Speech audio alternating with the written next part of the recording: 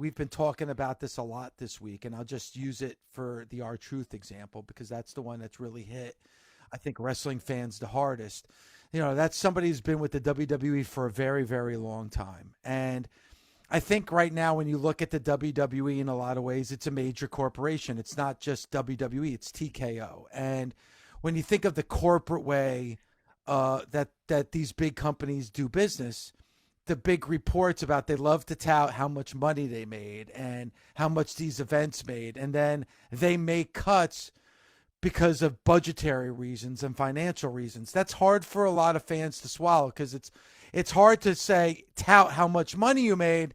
Oh yeah, and then we're going to let go of somebody that you see every week that you absolutely love because of financial reasons. It's hard as talent too, because you sit Yeah. through those meetings and you listen to them tell you, TKO, we just sold to Netflix for $9 billion, and 2 weeks later they let people go. Like, how much money is enough money? And then, like, I think, I haven't got to touch on the Truth stuff really at all. And I love Truth. I've been trying to pitch a ghost hunting show with Truth forever because he's gets so scared. It's so funny.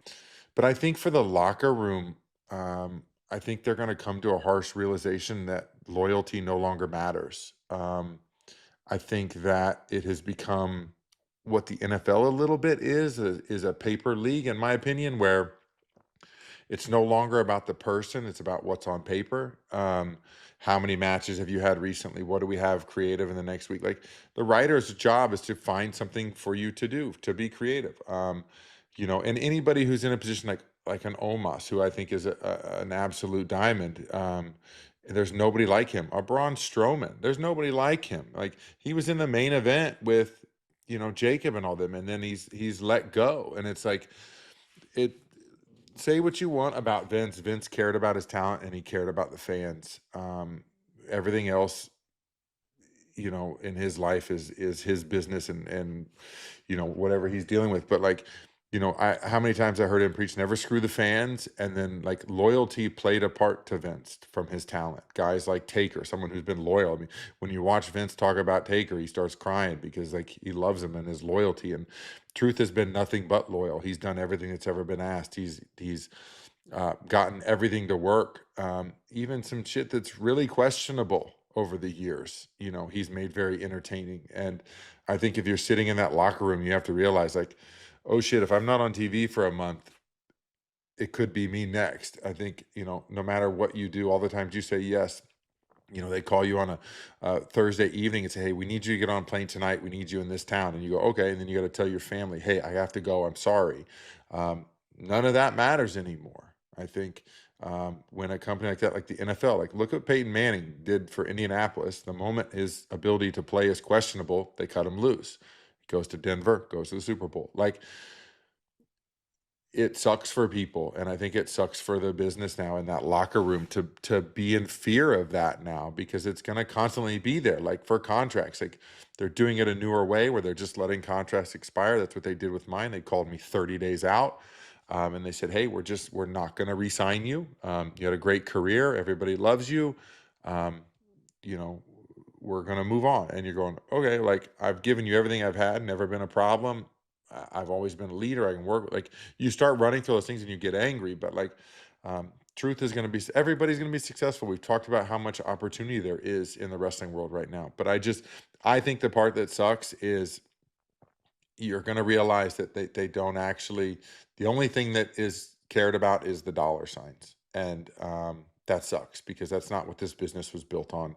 Um, it is to draw money, sell shirts, put asses in seats, but it's also bringing families together, giving superstars a place to perform, an audience. And like, the worst part is, not getting a chance to say goodbye. Like, I would have loved one more match to be like, hey man, this is my last match in the company for WWE. I appreciate everyone.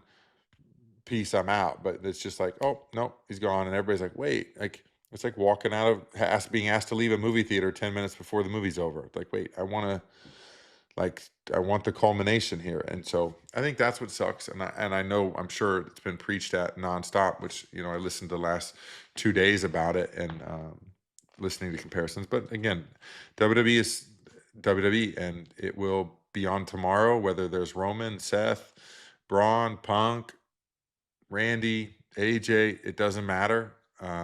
You could sell a WrestleMania even after you pull it from a town without giving you a card. People are going to buy because it is WWE.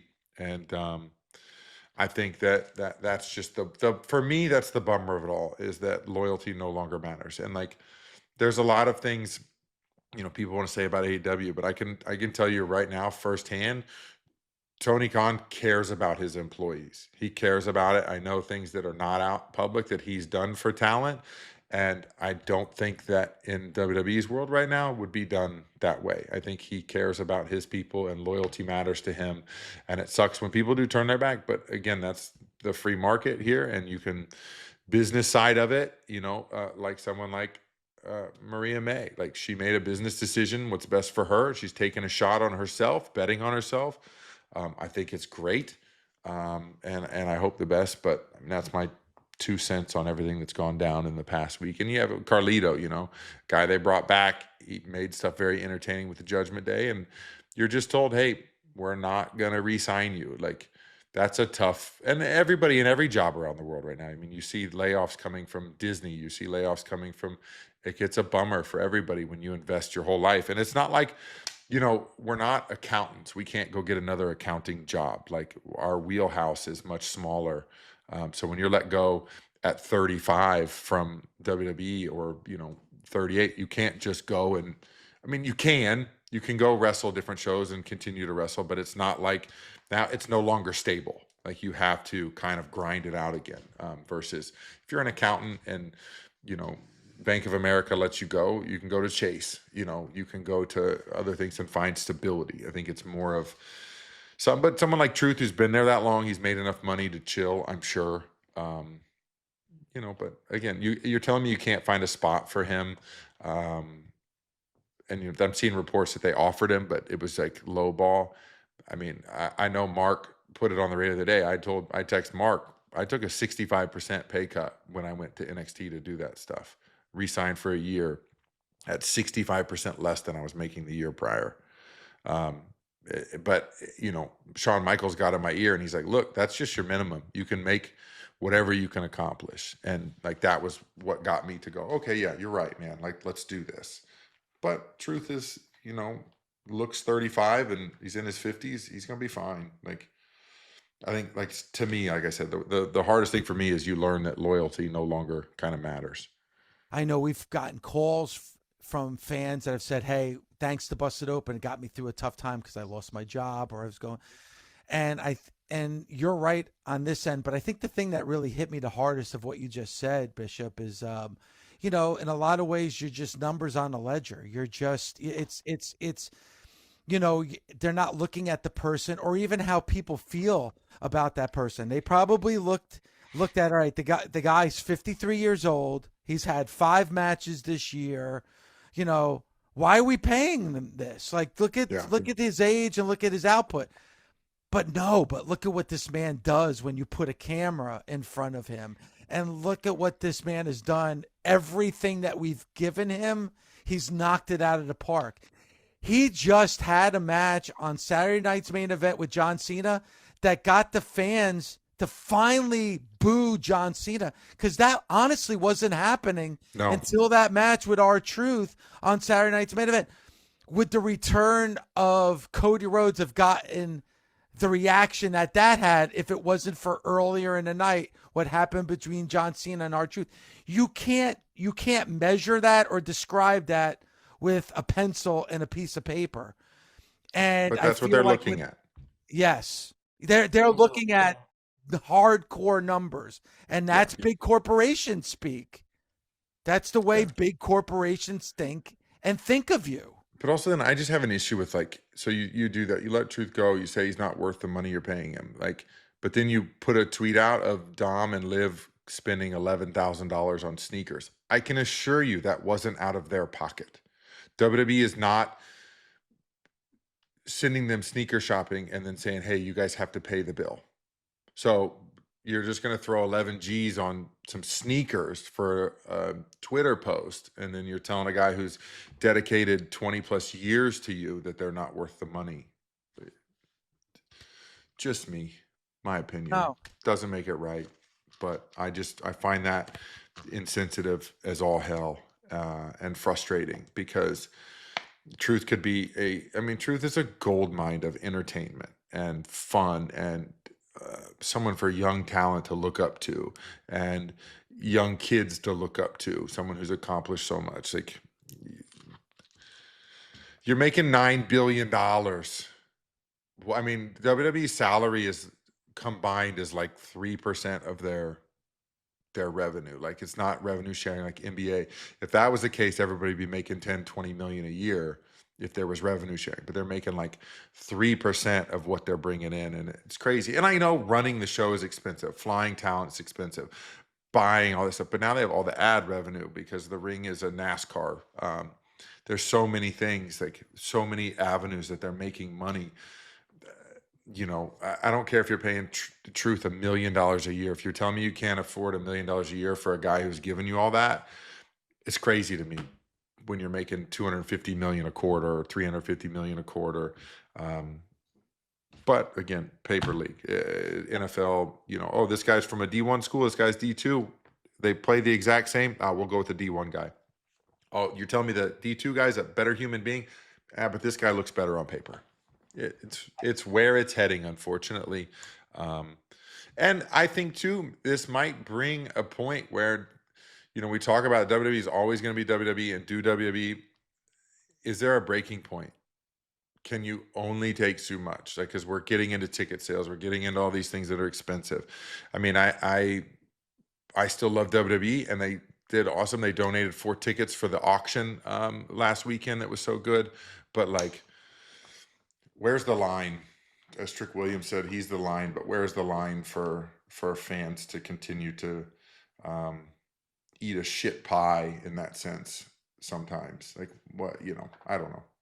Well, Bishop, I think the proof is in the pudding in a lot of ways. Like, if you look at SummerSlam that's coming up here in New Jersey in just a couple of months. I went on Ticketmaster yesterday because we asked the question. I want to thank the nation because I asked the question. I haven't really, usually the WWE touts like how many tickets they've sold or, things like that. I haven't really heard that about SummerSlam. Like, it's been pretty quiet. So I went to Ticketmaster and looked, and the ticket prices are outrageous. And by the looks of that stadium, there's a shit ton of seats that are still available for SummerSlam. And this year they're doing 2 nights of SummerSlam in a stadium that holds 75,000 people.